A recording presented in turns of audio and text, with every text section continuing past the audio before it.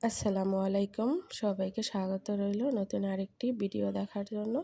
তো আজকে বাসায় আমি তৈরি করব লেয়ার মুরগির লাল ঝোল, আর সাথে একটু গরম গরম চিতই পিঠা দিয়ে এই মুরগিটা আর কি খাওয়া হবে।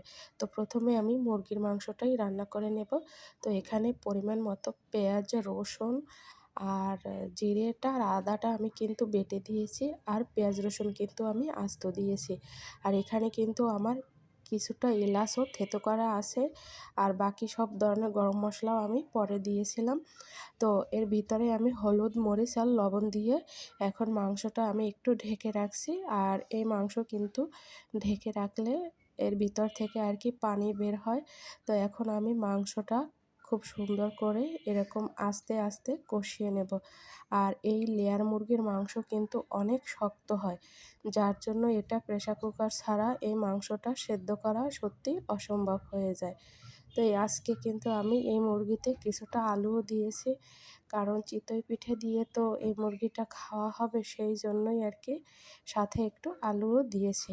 তো আমি মাংসটা কিন্তু কষিয়ে এরপরে প্রেসার কুকারে সেদ্ধ করে নিয়েছি।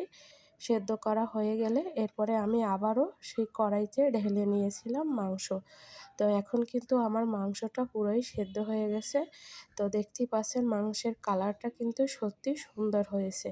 আর বিকেলবেলা তো সবাই একটু নাস্তা খায়। তো আমাদের বাসায় আজকে আমি এই চিতই পিঠা তৈরি করেছিলাম, আর এই চিতই পিঠে দিয়েই এই মুরগির মাংসটা খাওয়া হয়েছিল।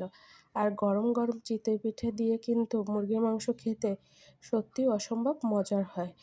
তো আপনারা সবাই শীতের দিনে এরকম করে পিঠা তৈরি করবেন, আর ফ্যামিলির সবাইকে এরকম পিঠা বানিয়ে খাওয়াবেন। দেখবেন সবাই বেশ খুশি।